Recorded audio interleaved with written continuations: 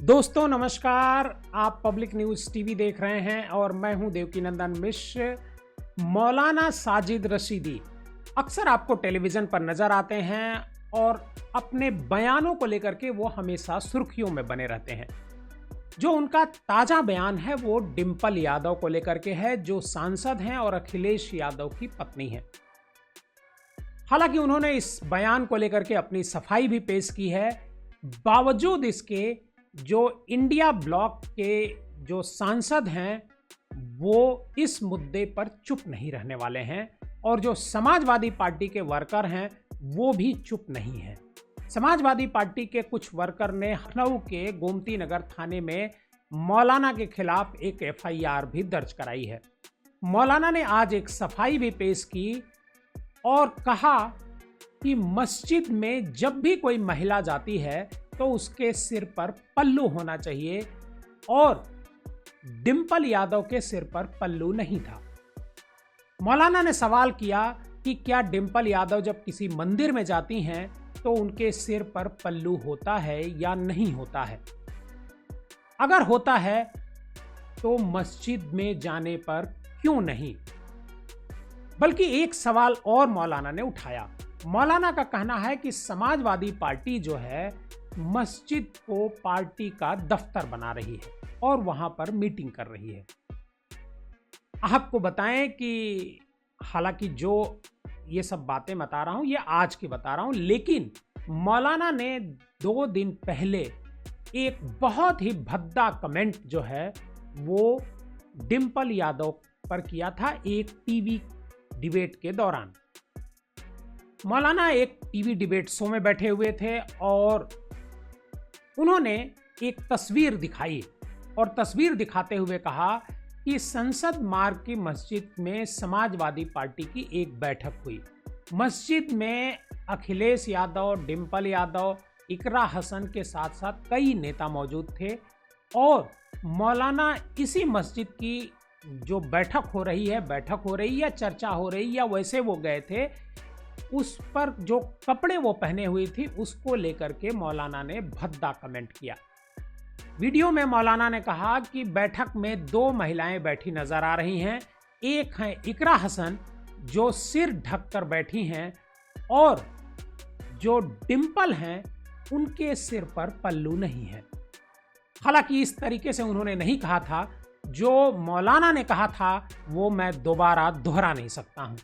मौलाना का कमेंट इतना भद्दा था कि उसे मैं दोबारा अपने मुंह से नहीं कह सकता हूं।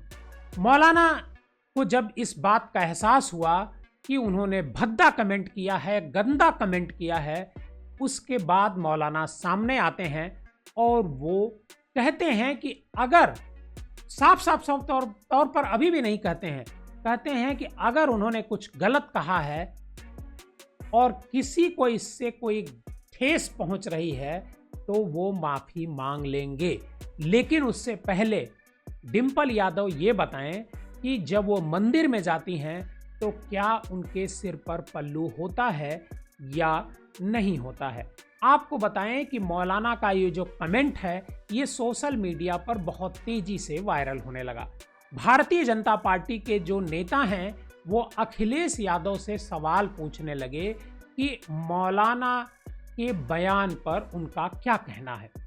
बहरहाल गोमती नगर थाने में मौलाना रशीदी के खिलाफ बीएनएस की धारा 79, 196, 197, 352, 353 और आईटी एक्ट की धारा 67 के तहत मामला दर्ज किया गया है।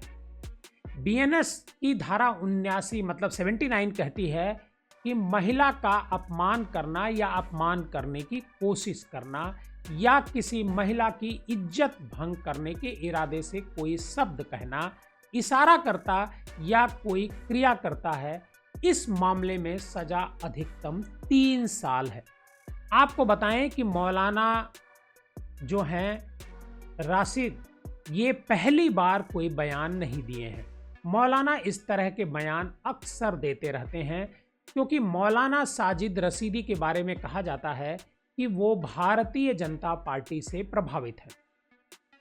ऐसा अनायास नहीं कहा जाता है। दिल्ली में विधानसभा के चुनाव हो रहे थे और मौलाना साजिद इनने एक बयान दिया और कहा कि मुसलमानों को भारतीय जनता पार्टी को वोट करना चाहिए।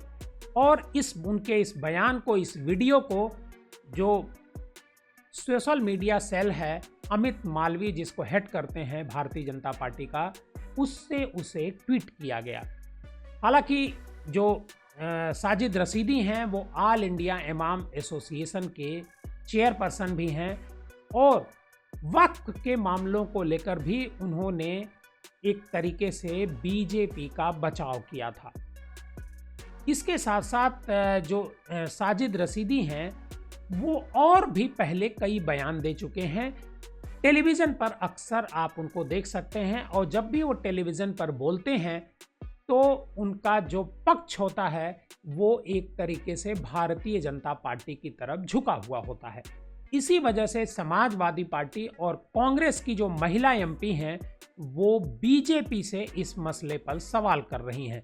वो बीजेपी से पूछ रही हैं कि आपकी पार्टी, आपको समर्थन करने वाले नेता किस हद तक गिर सकते हैं, ये आप देखिए।